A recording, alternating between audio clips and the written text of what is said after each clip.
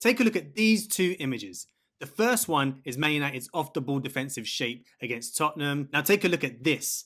From this position, Garnacho skies this finish into row Z. So we have to ask this question. Is Amorim's system the biggest issue, or is it the players? Forget the new manager bounce. That's 7 points now in the last 8 games for Man United.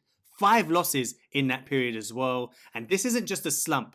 This is relegation form and a crisis at Man United. In this breakdown, we'll deep dive into Man United's off-ball defensive shape against Spurs, the one player who actually had a breakthrough performance for Man United, and we'll try and discover whether the system's broken or the squad isn't good enough. This is a game of two halves, and we're closing in on 1,000 subscribers, which is crazy to think about, and we're only 200 away from that milestone. So if you like this content, if you like tactical breakdowns, and you've been enjoying the video so far, make sure to hit that like and subscribe button, and let's jump straight into this analysis. Now, I said it in my previous Amorim video, and I'll link it somewhere around me so you can watch it after this. But this one idea that Amorim keeps speaking about sounds scarily similar to the plan that Ten Hag had. And when you look at the off-ball defensive setup from Man United against Spurs, there's some worrying aspects to their play that makes them so easy to play against, and that has to come from Amorim.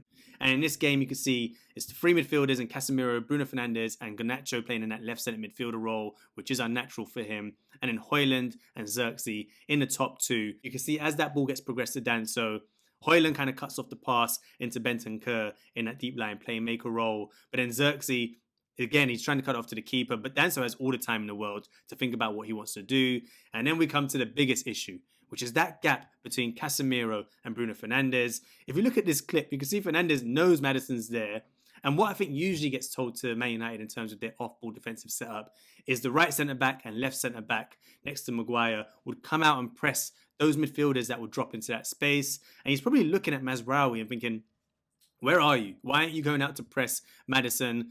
But it's too late at this point. And to be honest with you, I don't even understand this tactic in the first place. In any natural game, you know, what you see, Fernandes should be tucked in here. There's no threat of this ball going out to Jed Spence. There's no need for Mazraoui to really come out with Maddison.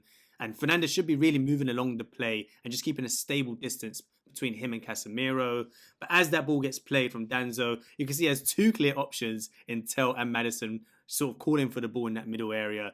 Tottenham lose the ball here just from a sloppy pass from Tell, but you can see the problems that were occurring in this game already. And Amorim even admitted in the interview, he was asked, why don't you go 4-4-2? And he said, we don't want to allow that central space for Spurs to cut through the team. So they're trying to show Spurs out wide. But I've never seen a team just allow a team to progress the ball out wide. It's usually you funnel them to an area and then you lock them down that side. But it was just easy passes through the team, and they were arriving at the edge of the box so casually that it was a big worry for Man United in that game. 41% of Spurs' attacking play came down that left-hand side, especially through James Maddison, key player for Spurs in this game. He reenacted that role as a Roman playmaker that he played against Man City, drifting into the left spaces, letting Jed Spence get forward, and then combining with Heung-min Son as well. But it was just a worry. You know, Spurs weren't actually creating that many chances, you know, in terms of clear-cut chances from that position.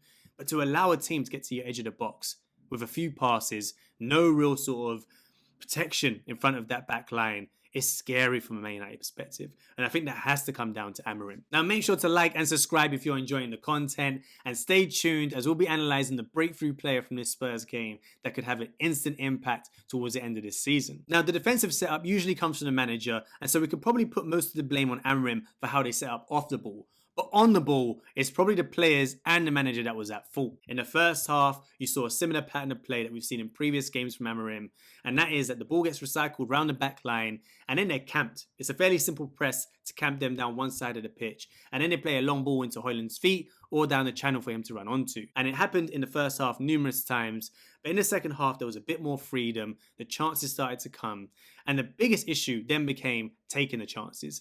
And if you look at Garnacho and his possession and what he did on the ball, it probably wasn't that threatening, but he still gets lots of chances in a game that he's unable to take. And Opta released a frightening stat about Garnacho and his performances this season. Of all the players in the Premier League this season to have had 10 or more big chances, he has the lowest conversion rate at 14%. He's only scored 2 of 14 big chances. And you can see from that chance that he had in that first half, I don't know how to describe it, but to sky the ball into row Z from there all settled underneath his feet. The defender's having a little recovery sliding tackle, but it shouldn't really impact him that much. But to sky it that high over the bar, what can Amorim do about that? And that's where you have to blame the quality of the players. Now, the chance creation and how they build out from the back is still an issue for Man United, even this late into Amorim's tenure. But there was one player who had a breakthrough performance that could dictate what happens towards the end of the season, and that is Joshua Zirkzee. Now, anyone that watched that game can see that Joshua Zirkzee has talent. His ability on the ball, the close control, the little nutmegs he was, attempting on Spurs players. It wasn't just for fun. He was actually breaking play and breaking the lines and getting through that Spurs team. And you can see that he has that kind of, he's not nowhere near as good as him, but that Berbatov mold. You watch him, and it's a very languid style. You could probably ask, is there any effort that he's actually inserting into the game? But you can see that he has that ability on the ball to cause a difference for Man United. His progressive passes over the last year's worth of data, you can see that once he gets into that position in between the midfield and defensive line, that he's able to have an impact on the game. The defensive data, I wouldn't even look at it because I think it's something where he definitely needs work on that defensive side of the game. He needs a plan. He needs that energy in the press. But I think on the ball, what Amorim did in that second half and the position he allowed him to pick up definitely helped impact that Man United attacking performance. And you can see from this period of play how they set up in the game with the back five, the two midfielders ahead of them in Bruno and Casemiro, Højlund up front with Zirkzee on the right-hand side and Garnacho on the left-hand side in that attacking 10 roles. But what they did in the second half, which they probably weren't doing as much in the first half, was a rotation of that front three. And I think Højlund drifting into that wide area, making runs into the channel, allowed Zirkzee to then pull into that number 10 position, find the gaps in between Spurs' midfield and defensive line. And then you open up a period of play where Garnacho and Højlund can make runs in behind because they've separated the centre-backs in that back line. And I think this is the kind of thing that, is good where Bruno's in that deeper role because he plays that lovely first-time pass with a little disguise into Zirkzee. He's able to turn, and then you've got a beautiful run by Garnacho in behind, leaves Pedro Porro behind. Lovely touch, and he has a shot on goal, which Vicario saves. I think this is the kind of rotation that they need to keep going in their games. They can't just have this static structure, which I saw earlier on in the tenure of Amorim, with the Højlund up front, trying to pin the ball and the centre-backs, hold out for his team, and then Zirkzee and Garnacho in attacking number 10 roles. That's not what they're really that great at doing, especially Garnacho down that side. But you ask Zirkzee to drift and find space. You ask Garnacho to make runs in behind, and that's what they'll do well. And they have to find this formula of that flexibility or rotation in the attacking line. So is it Amorim to blame or the players? He's had a few months now under his belt. Probably doesn't have the amount of training sessions that you probably want as a manager. And then you've got the injuries now building up for Amorim. That makes it even harder for him. I don't think he's helping himself in these interviews after games, saying how hard and difficult the job is. If you see how Everton and Moyes has changed in the last few games, just with the positivity that he speaks about in his post-match conferences, after wins, draws, whatever it might be, to keep the positivity in the club, that's a key thing. The squad are listening to these interviews and they're seeing that it's a tough time already. And I think he's compounding it with how he's addressing the interviews after games. But I think the off-ball setup has to be Amorim's fault. He's the one dictating what happens. I think in the interview, he kind of said, I had a plan, but then the injuries kept coming throughout the week and I had to change the plan. But off the ball, you've had a few months now. They should know exactly what they should be doing. And that's where I think the fault lies with Amorim in terms of that Man United defensive shape. But I think on the ball, it's a mix of Amorim and the players. I think in terms of Amorim, I want to see a bit more rotation, flexibility, patterns of play in terms of how they build up from the back from Onana. I think it's still a bit static. There's still long balls being played into Højlund. But I think once they get to the edge of the box, they create those chances, that situations, especially in the half space, deep crosses from Bruno Fernandes, they are creating chances. And that's where the players need to take more responsibility. I think Garnacho had enough chances to score goals in the game. Højlund needs to step up his level in terms of attacking output.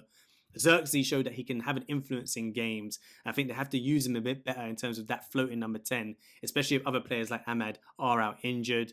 But I think the players need to take more responsibility in terms of once they get into the opposition half, having that ability and that technical ability to influence the game and have an impact on the game. And especially for the likes of Garnacho, Højlund, Zirkzee, to take the chances as and when they come. Now, one thing that should not happen is Amorim should not get the sack. He definitely needs a full pre-season.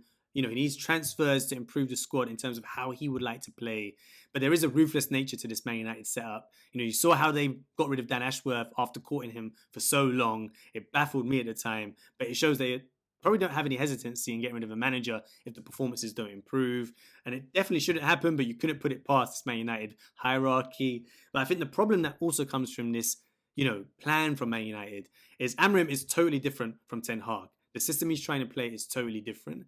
And I think when you try and buy players for that new system, the same problem happens if Amorim doesn't work out. They've got a new squad with wing backs, three centre backs. The strikers play in different inside roles as attacking tens. And if a manager that they get next doesn't play in that similar system, then they have to rebuild the squad again and rebuild the style of play again.